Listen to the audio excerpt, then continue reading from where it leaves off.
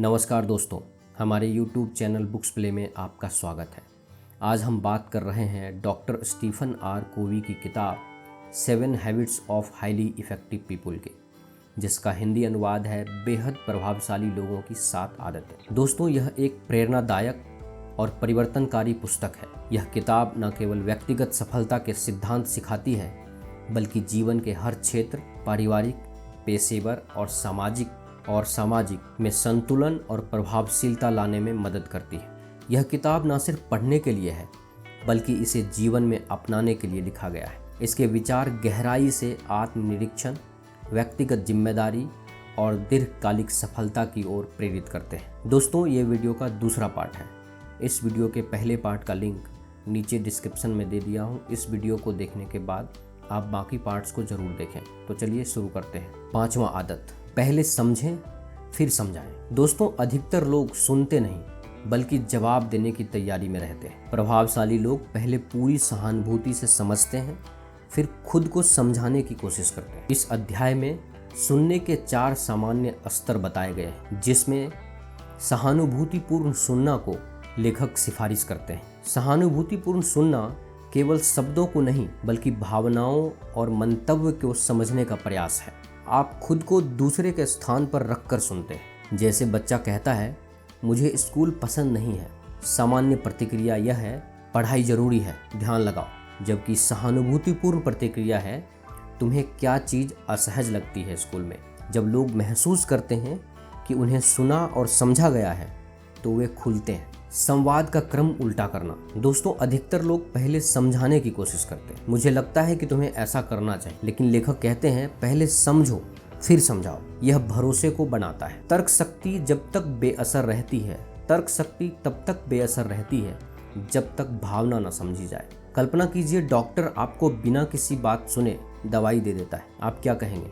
आपने मेरी बात तो सुनी ही नहीं। ठीक इसी तरह जब हम बिना सामने वाले की बात समझे अपनी राय दे देते हैं, तो संवाद टूट जाता है। यहाँ प्रभावी संवाद के 2 भाग बताए गए हैं।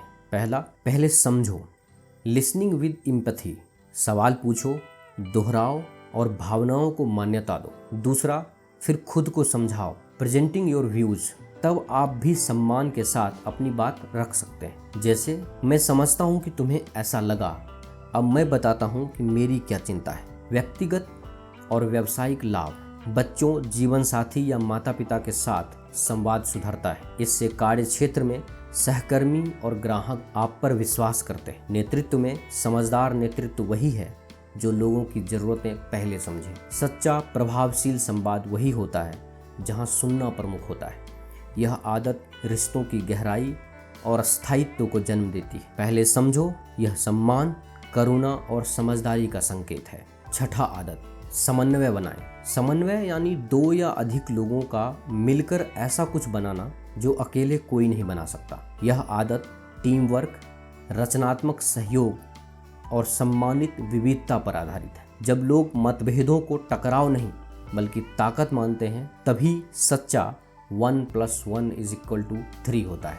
समन्वय का अर्थ है एक साथ काम करना। दोस्तों, समन्वय का अर्थ सिर्फ एक साथ काम करना नहीं, बल्कि रचनात्मक सहयोग है। इसमें हम अपनी अलग अलग शक्तियों, विचारों और दृष्टिकोणों को मिलाकर बेहतर समाधान बनाते हैं। उदाहरण के लिए, एक संगीत समूह में जब अलग अलग वाद्य यंत्र सही तालमेल से बजते हैं, वह सिम्फनी कहलाती है। यही है समन्वय। आमतौर पर हम चाहते हैं कि लोग हमारी तरह सोचें, लेकिन समन्वय का मूल है, तुम मुझसे अलग सोचते हो, यह बहुत अच्छा है। हर व्यक्ति की अलग दृष्टिकोण हमें नया समाधान देता है। 2 विद्यार्थी किसी विषय पर अलग राय रखते हैं। बहस करने के बजाय वे चर्चा करते हैं और एक तीसरा समाधान निकालते हैं जो उन दोनों से बेहतर होता है। पति पत्नी में मतभेद है, लेकिन एक दूसरे की बात समझकर वे ऐसा समाधान निकालते हैं जो दोनों को संतुष्ट करता है। समन्वय के चरण। पहला, भरोसे का माहौल बनाएं। प्रकृति और सोच की विविधता को सम्मान दें।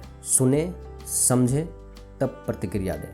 रचनात्मकता और सहयोग से नया समाधान निकालें। व्यक्तिगत, पारिवारिक और पेशेवर क्षेत्र में उपयोग। समन्वय सफलता का वह स्तर है जो अकेले कभी संभव नहीं होता। यह विश्वास, विविधता और संवाद से जन्म लेता है। हम मिलकर कुछ ऐसा कर सकते हैं जो हम अकेले कभी नहीं कर सकते। 7वां आदत, आरी को धार दें, शार्पन द सॉ। दोस्तों कल्पना कीजिए एक लकड़हारा थका हुआ है और कुंद आरी से पेड़ काट रहा है। कोई कहता है आरी को धार क्यों नहीं देते? वह जवाब देता है मेरे पास समय नहीं। लेखक कहते हैं प्रभावशील लोग पहले अपने आरी को धार देते हैं। इसका मतलब है स्वयं की देखभाल, नवीनीकरण और संतुलन। बिना ब्रेक के कोई भी मशीन ओवरहीट हो जाती है। हमारा मन, शरीर और आत्मा भी निरंतर ऊर्जा और ताजगी की मांग करती है। आरी की धार इज इक्वल टू आत्म संवर्धन प्लस संतुलन।